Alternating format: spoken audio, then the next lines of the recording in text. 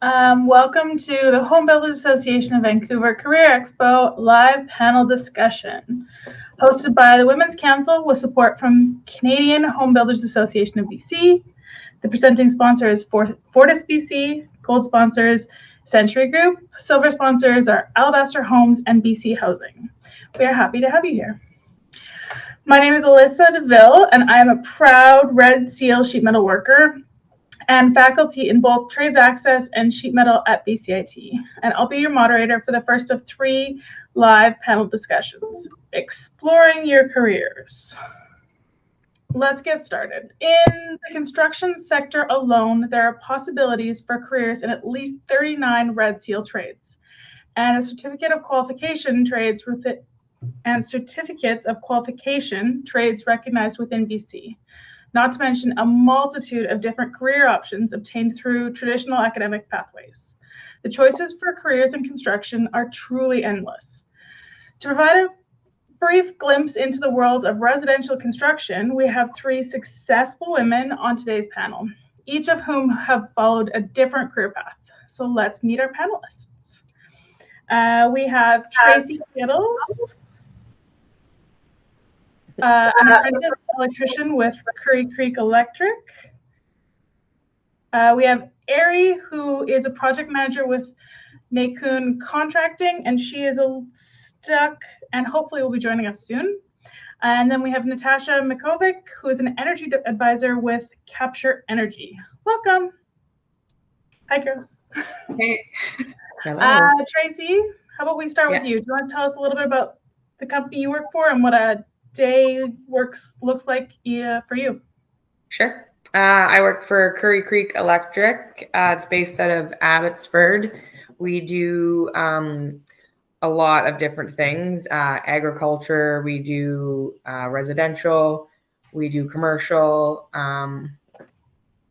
Right now I am a second year, but I'm doing my 3rd year of schooling on next week. I start. Ooh. Yeah. And a day in the life for me at work, it totally depends on what the job is that we're doing. But today, for example, we are doing a 6-story steel stud apartment complex. So today we were roughing in the show suite.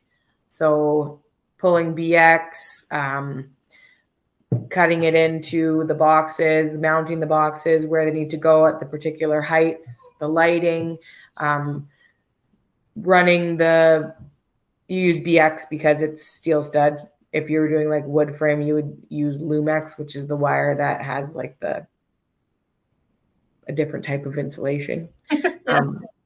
Anyways, so yeah, running the home runs from the panels and then jumping them to, there's Ari, jumping them to the corresponding boxes, tracing out the circuits, all that kind of stuff. As an apprentice at the beginning, you're the go-getter girl. So, if we need anything, I got to go get it, whether it's on the 6th story or the 1st floor, I got to go get it. So bottom of the parkade, all the way up to the 6th floor. Yeah. Cool. Always moving. But I actually don't even care, because to me, it's like I'm getting a workout at the same time as working. So I'd rather be doing something than sitting around waiting for them to tell me what to do. I hate that.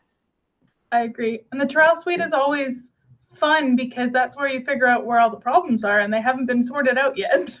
Yeah, right. So it was a bit, I thought it was kind of early to be doing that, but now that we're doing it, we're thinking maybe it's a good idea because, figure all the kinks out kind of early on in the game. What would be the difference between what you're doing as an apprentice and a journeyman? So as an apprentice, I'm literally asking a million questions all the time, every day, because I want to know what's going on. I even want to know what's going on without even what we're doing. Like, I want to know why, what, who, when, where, everything, so that if they weren't there, and somebody asked me a question, I could, try and give it the best educated answer that I could. Yeah. As a journeyman, you're more of the one that is making the decisions. Like, everybody would ask you, you would just sort of know, you'd be the one that would be planning out the circuits for the suites and and what's going where and what's getting connected where. Whereas as an apprentice, you're just sort of doing what you're told, but you also like, I mean, the guys that I work with, they're so nice. Like I get to help with that kind of stuff too, because they know that I'm interested in it. But if you weren't interested in it, you basically just sort of do what you're told. But if you show that you want to learn and you want to like, you know, that eventually you want to be that person and you want to do that, then yeah. That's awesome. Organize it, yeah. Ari has joined us. Hi, Ari. Hi, everyone. I'm so sorry for the delay. I had a client meeting and I was trying to get out, but it took a little while. I'm so sorry. That's okay. You've joined us. You're here. You're here to join the party. So we did your intro. You're a project manager. So for you, every day is probably going to look a little bit different. So tell us a little bit of what attracted you to the company that you work for and what a day looks like for you. For sure. Actually, today is a great example of that. So today I had to go to both of my my job sites. So I'm in charge of a couple of passive houses right now. So that's what's really dynamic of my job. You know, I get both worlds. I get the side world and I get the office world. And it's just a beautiful combination. So I have site visits in the morning, and then I just dug out of my client meeting right now. So it's very, very diverse. It's very dynamic. I get to wear the heels at the office and the boots at the side. So that's always really fun. It's also really interesting that I get to talk and to work with very different people, you know, like from my side guys, all of my internal crew, and the trades and the consultants and the client. So it's a very, very dynamic and vibrant world, I would say. That's very cool. To be on both sides of the fence. That's so true. Yeah. I get the best of both worlds. Yeah. Okay, Natasha, you're an energy advisor, and that is a relatively new career path in the industry. I had to look that one up because I hadn't heard of that one yet. Can you tell us a little bit about your position, how it's changing in the interview, and what exactly it is you do? Yeah, so energy advising is like a relatively new position in construction. It's like about 20 years old. I was talking to my bosses about this today. My boss has been doing this since 2007, for example. So it has been around. It's just kind of now picking up steam with things like the BC building code and stuff, BC step code and stuff like that. Yeah. But basically what a day in the life of an energy advisor is, it's kind of like a twofold type of job where you do kind of like what Ari was saying, you get to wear boots and heels if you like. So basically half of the time you're kind of doing blower door testing, which is where you're doing site visits. So you go to a site, whether it's a new build or a renovation, like we do both. Especially in the city of Vancouver, energy advisors are like mandatory for like renovations, and in terms of BC, soon they'll be mandatory. In 2023, they'll be mandatory for all new builds in BC. So it is like a very growing career and industry. But what we do is essentially we'll go to the site, we'll do a bunch of documentation. So we'll do a bunch of measurements. We'll look at like the heating system, the hot water, the ventilation, like all of these sorts of things, if it's already existing. And if not, then we'll consult on all of those sorts of things like wall insulation and everything with a builder before they start building, hopefully. And then on the site testing, we basically set up this big fan on the door and we test the air leakage of a house. So like how many times the air changes. And then we do the other part of the job is the office heels wearing part, where you model these houses in a software program. So you get to do that sort of office work. And it's really nice to have that flexibility to mix it up. So with step code, it's basically just like coming more and more into the full throttle energy advising realm. And you get to look at the screen sometimes and check it out on site sometimes. And it's really, it's very diverse.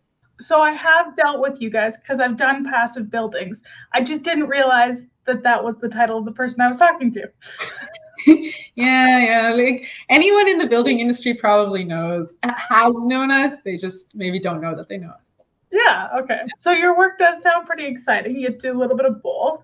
What was your education path, and how did you come to work at Capture Energy? Yeah, so my education path is like a testament that anyone can do anything, basically. So I actually have a UBC degree in political science. I graduated with political science. But I was always interested in sustainability, and I did a lot of courses at UBC on sustainability. I just hadn't really known about sustainability coming out of high school. So when I was looking for jobs online, I kind of searched sustainability, and this was one that came up. And I honestly didn't know much about it, but because the demand is high for the job, my company was kind enough to offer to train me fully and like pay me through that training. So to become an energy advisor, you do need to pass 2 like Natural Resources Canada exams. And then you definitely need some mentorship to like get through the actual practical part of the job. So I thought it would be a good idea to be in a stable industry that has components of political science, which are like talking to homeowners, talking to builders, all that communication stuff, while also kind of exploring a more technical side of things with like engineering, envelope science and things like that. Yeah, a lot of that is very interesting. I've always been interested in that side of it. Okay, Ari, you have an architectural degree. So tell us about your decision to work as a project manager. Yeah, that's correct, Eliza. Well, I studied back in Mexico, right? So that's also part of the story. I was very fortunate to have the opportunity to come here to Canada and to get all the experience that I'm getting right now. But yeah, I come from the architecture industry, so that was basically design related. And I figured out that I wanted to be in the center of the action, right? I wanted to see things getting built and actually like the transformation from the 2D, from the plans into the 3D and the actual buildings. I think that's what's the most fascinating part of my job as a project manager. You get to see things just shaping up and building up. So yeah. Watch a building grow from a hole in the ground all the way up to a beautiful building. That's correct. Tracy, you are new to your career. So Yep. Tell us about maybe some of the other jobs and how this one compares to what you've done in the past. So I started as an apprentice when I was 37. Damn.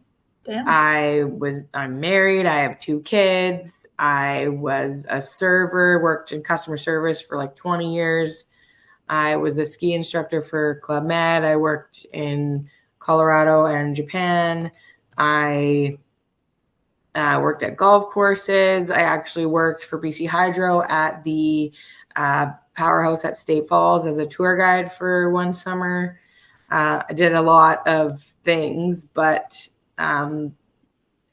when COVID hit, I knew that I had to pivot fast because, you know, I have a house, I have kids. Like there was no option for me to just lose my job. Like Bills don't go away. Yeah, it wasn't. I had to figure it out.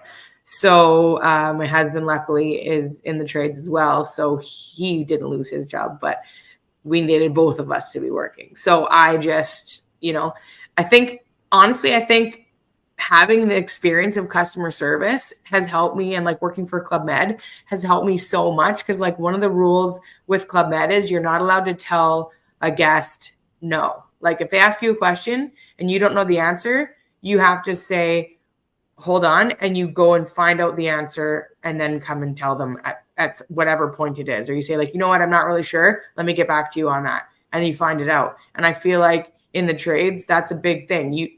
Nobody knows everything. There's a lot of people that think they know everything, but they don't.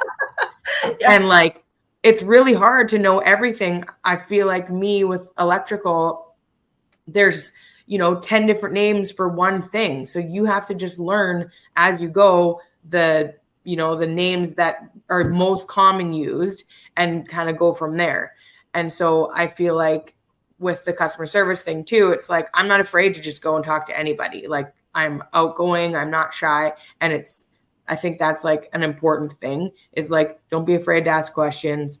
Don't don't be afraid to not know. It's okay to not know. Like, you don't know how to run before you crawl first. So I think that all my other jobs that I had, even though that I'm like old or whatever, none of them had anything to do with construction or tools, or like, I literally didn't know anything about electrical or construction. I'm honestly, it was bad, but I didn't really care. I laughed at myself more than they laughed at me. So it was like, whatever, you guys think I'm like, don't know anything. Like, yeah, I don't. So good for you.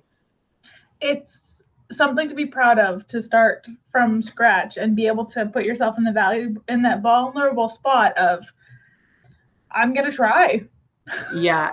I there definitely have been days where I've been like, talk to myself, like, what are you doing? Like, are you seriously, like, you're sure that you really want to do this? Like, because it's hard. Like, Oh, it is. I'm not 20 anymore, and I'm not, and like, my brain, when I even like, in school, when you're younger and you get out of school and you come home and you, like, I went to university for 2 years, and then I left and went traveling to Australia. Like, don't be me. But anyways, and then I just was like, I can't do this. I can't focus on school. But now that I'm older and I'm back in school, well, I wish I did it when I was younger, only for the fact that, like, I'm at school or I'm at work and I'm supposed to be learning. But in the back of my mind, I'm like, okay, so the kids get off school at 3:10. Who's picking them up? Then we have hockey. What's going on? My daughter has to go to work, got to drive her to work. So there's so many more things going on in your mind, as well as trying to learn this whole new world. So,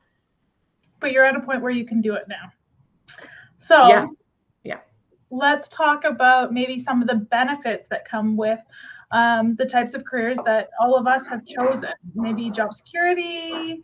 What do we all think? Tasha? Benefits. All right. Yeah, what do you got? Tracy, did you want to go ahead? Or? Sure. I just was saying that, like, it's really hard to find jobs that have like full benefits. And I feel like, I don't know about probably you guys too, like, you get full benefits, medical, dental, and, as you get older, like, those kinds of things are really important. Like, it's a big deal to have medical and dental, like, just to go to the dentist to get your teeth cleaned. You don't think about it if you've never had to pay for it, but I think it's like $250 just for that. Just to never mind anything else. What was that? Just to walk in the door. Yeah. Or like, if something happens to you, like, God forbid it happens to you, like, you don't want it to, but, and you all of a sudden need some kind of a prescription for the rest of your life, or you need some, go to a specialist, or you hurt your back and you got to go to physio or massage. Like, those are things that you don't really think about, but it's huge. Yeah, I think, like, I've also been really lucky in the benefits department. So I'm 24, so my body still works, but like as much as it can, right? But like but I think it's important to have benefits at any time, because like my teeth also need to get cleaned, right? So it's great to have benefits whenever.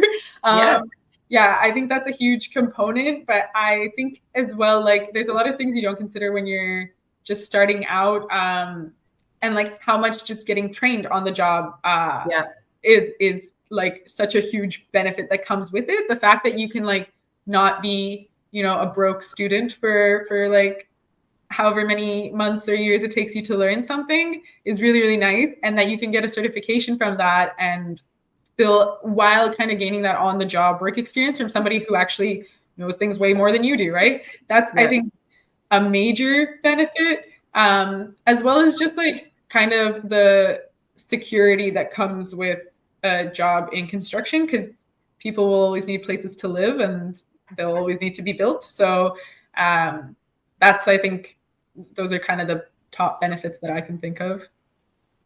for me in the industry, it was a big part of it was that I was able to make, a living wage. I was able to make enough money to survive in the Lower Mainland, which not all jobs will let you do.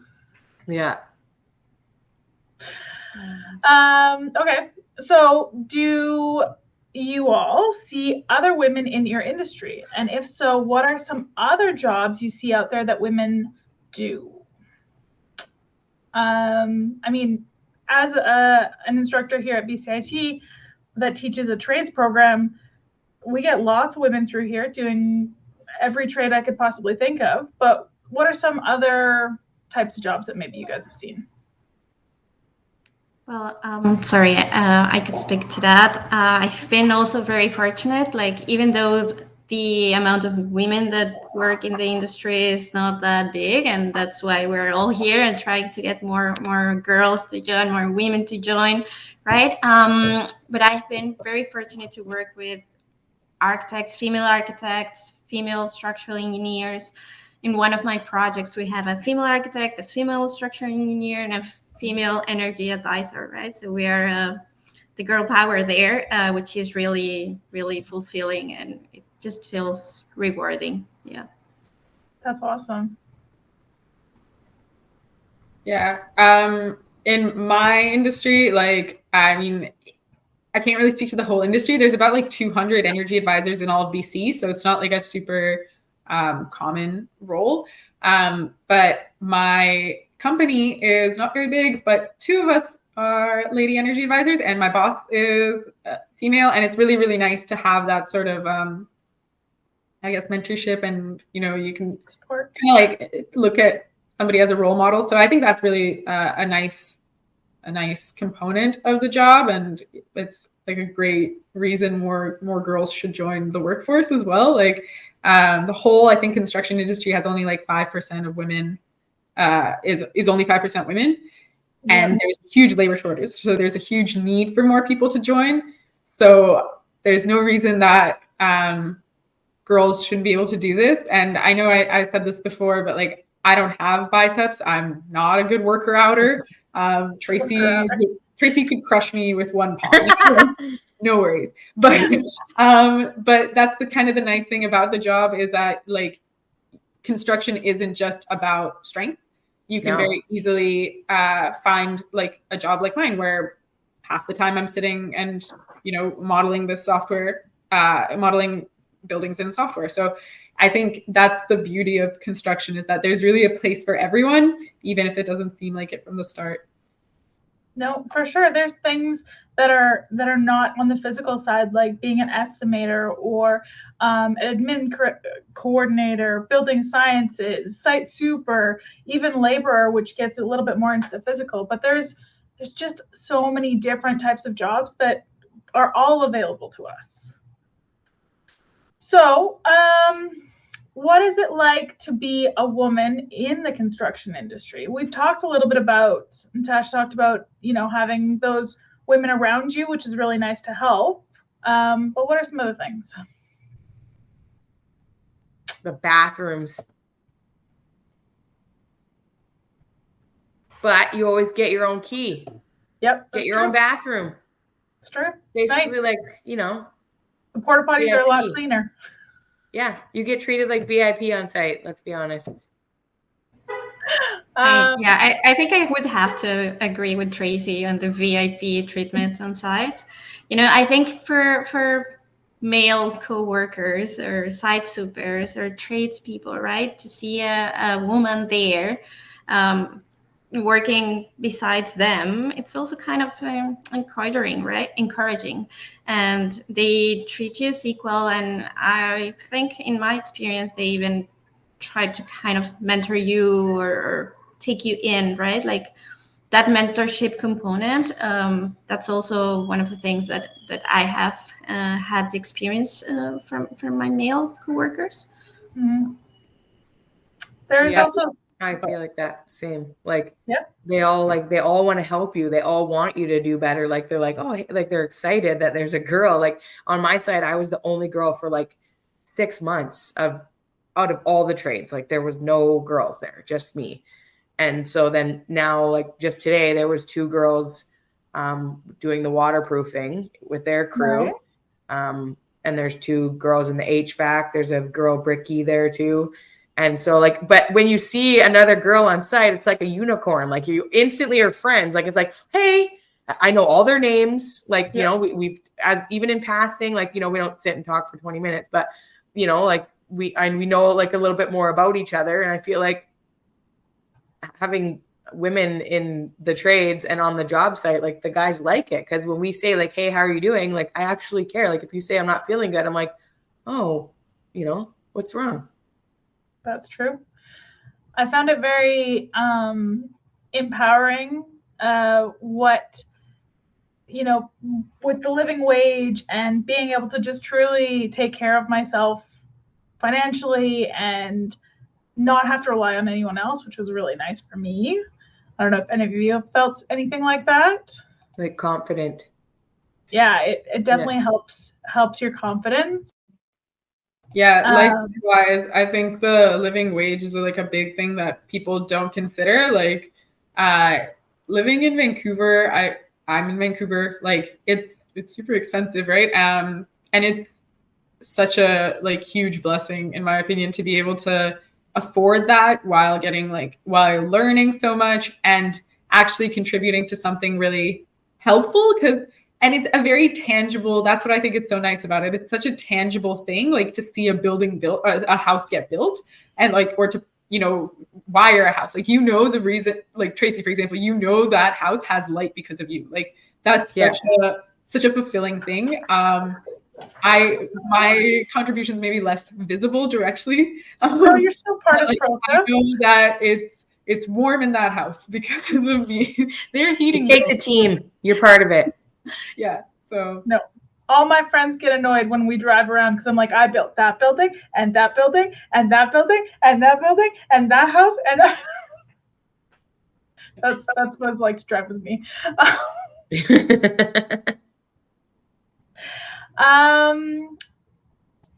So we've all kind of, you know, spoken to the point where we feel that for the most part we've been welcomed, and there hasn't really been any barriers or doors put up in our faces. We've most of them have been open to us, and it's been a good choice, right? Nobody regrets their choice.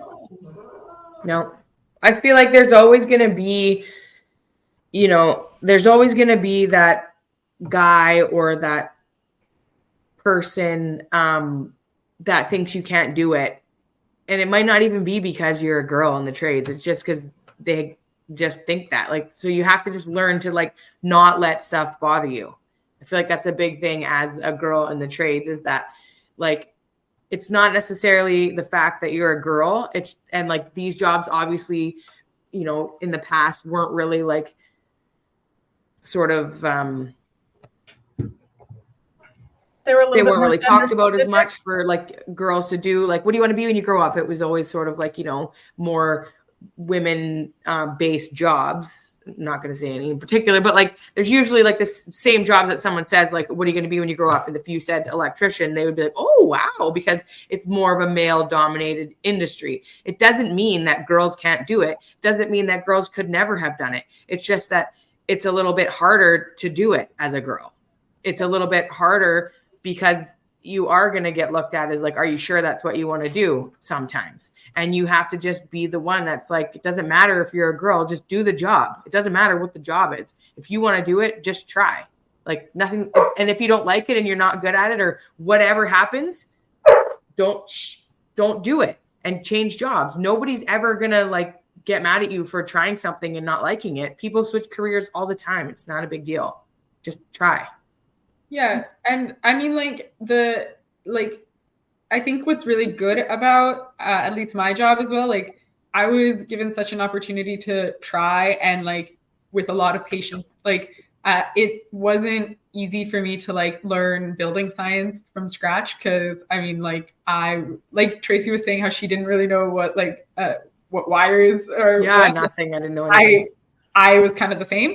So it's like a huge thing, I think, to have somebody to support you through that and to show you the reins, if you will. So I think, yeah, you're always going to find one negative Nancy or negative Ethan, right? Like, of course, but you can't let it bring you down. You're going to have that in any job anyways. And like we were saying, like, I think the guys in this industry have been nicer than in other industries I've worked in. So like, it's for sure. really, you're not facing too many obstacles. They're just so like, honestly, they're really glad to see a unicorn and to have someone they can like express. Like when I go to, I've been to a mid-test where a guy's been like, that is so cool that like you're doing that. I was like, yeah, thanks.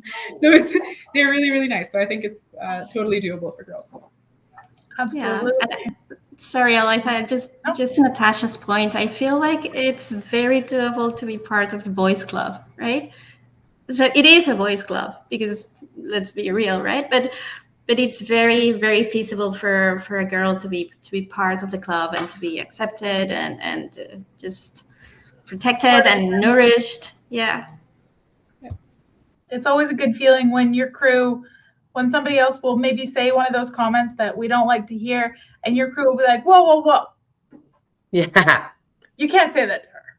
It's like, oh, I feel loved, appreciated. So, we had a question. Tracy, do you know what a waterproofer does?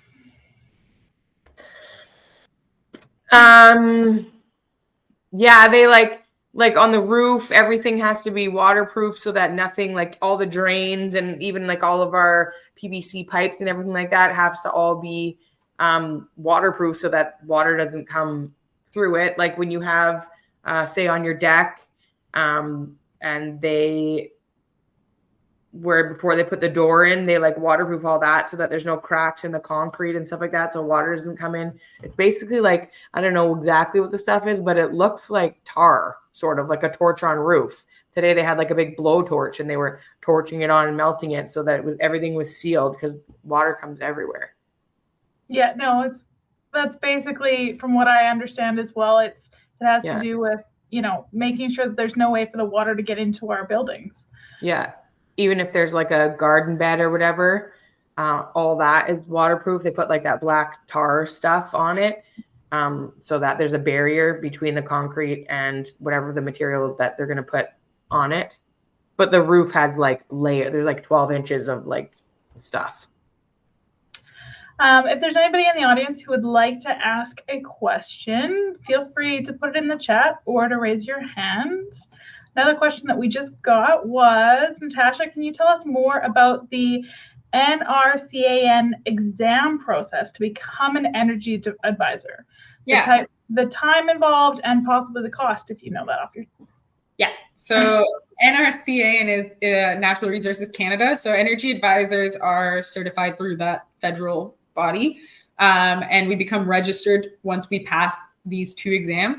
So there's two exams. The first one is there's kind of like more steps, but the first step of becoming an energy advisor is passing the first exam, which is the foundation levels exam. This is like a very technical building science exam. It's 3 hours, like 180 questions, 150 questions, I think. And you study out of this, like there is online study guides, but it's like this big book, the Builder's Manual. So you take that one. You can take it in person. It costs $170 to take. And then you get your grade and you pass. Let's say you pass. Then you can take the second exam, which is the energy advisor exam. This one is basically more of how to use the software that we have to use as energy advisors. So it's called HA 2000. It's an exam on a lot of basically screenshots from HA 2000, like where would you input this information and stuff. And it's about the procedures as well. So like the legal stuff to being an energy advisor, like how you could get how your work is quality assured, things like that you have to know that are more admin procedural things.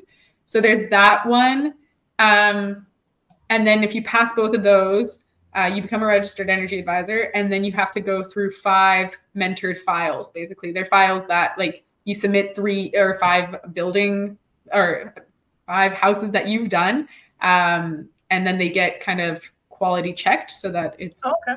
sure that you're doing the job right, and then you're kind of a full energy advisor.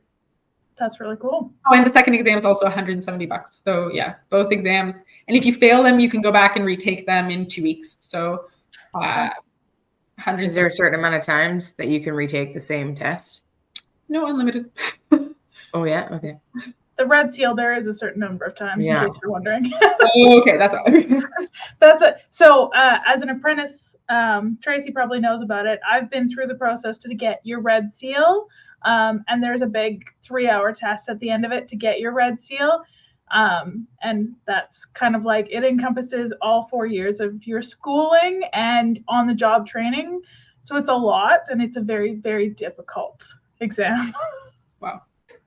Oh Look man. forward to that one, Tracy. Okay, so let's see. There's a couple more questions.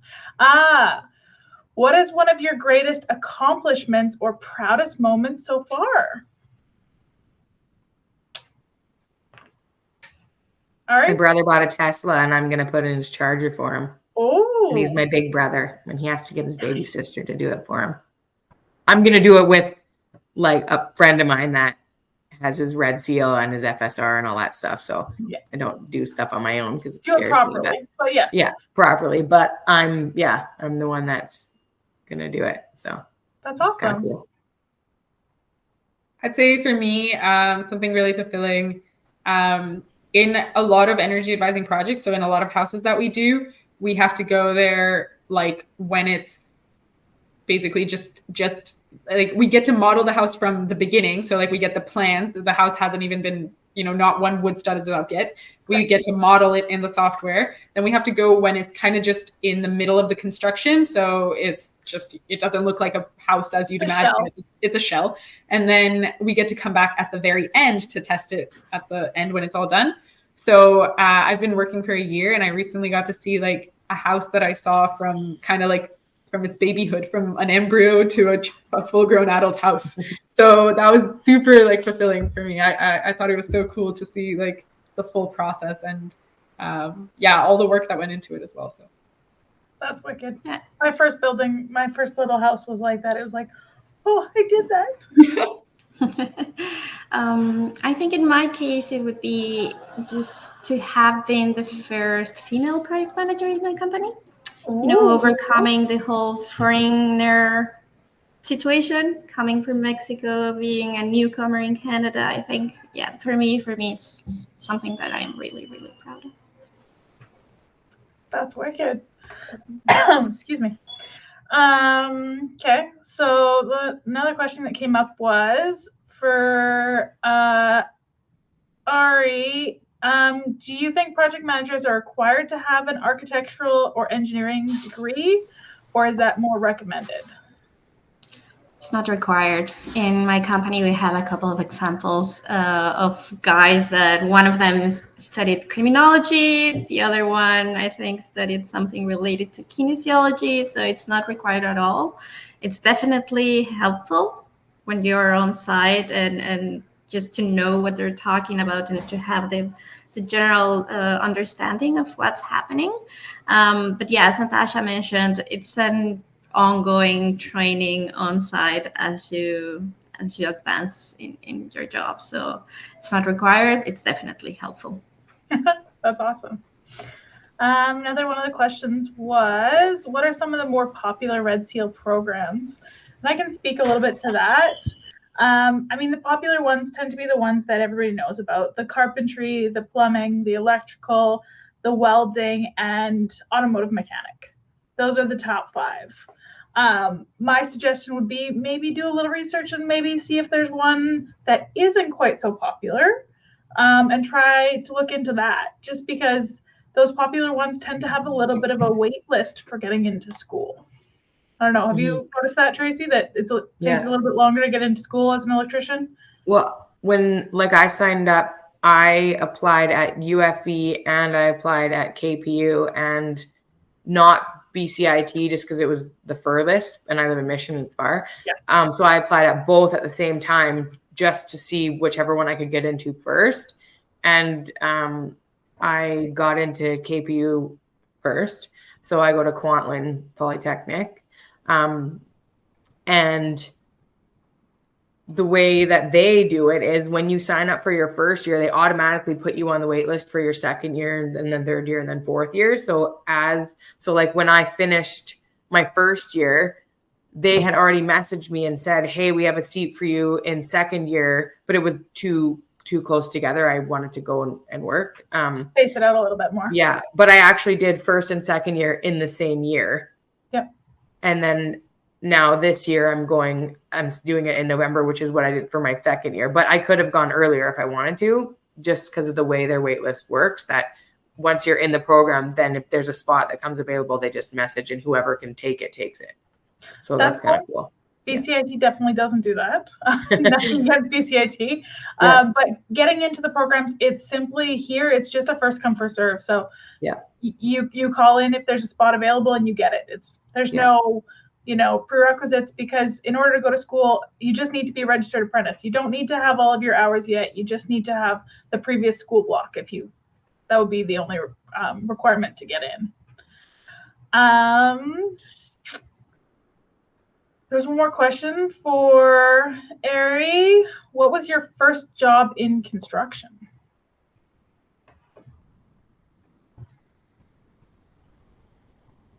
Actually, I was working as a project coordinator back in Mexico, also for a construction company that built multi-residential projects. So like little low rises, townhouses type things? Okay. Yeah, exactly. And is a project coordinator similar to like a project manager, maybe a step below? It's a step below. It's the previous role before you get to the project manager. Beautiful. Okay. Is there any more questions before we move to the next chunk?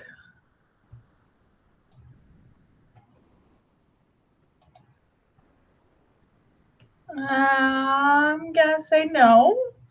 Give it another 30 seconds in case somebody's madly typing away. Oh, there they go. Okay. Ari, do you recommend an education to start as a project coordinator? Oh, sorry, do you recommend any education? Sorry. Yeah, so I took PMP courses, the project manager certification designation. I think those are really helpful. It's like a very broad course that gives you all the generals for the job. So yeah, anything related to the PMP exam is really helpful, and I think it's really streamlined for you to get the basics. Cool. Well, I'd like to thank you for an insightful conversation. The panelists have highlighted that a career in construction offers a successful, empowering, and secure future. There are many career choices in the residential construction industry, whether in trades or admin, building sciences, or design. The options are truly limitless. Part of my job here at BCIT in the Trades Exploration Program has been as an instructor. Here at BCIT, we have been offering initiatives to help women enter a career in trades for over 40 years. Trades Discovery is a hands-on training program that is a great way to learn about career in trades specifically, and perhaps find one that will fit you. Trades exploration programs are now available at many post-secondary institutes, and you could even get started through the Industry Training Authority's youth programs offered through some high schools. Some initiatives have scholarships or grants that will even cover some or all of your cost of training. As the need for skilled workers increases, so does the support in the form of educational grants.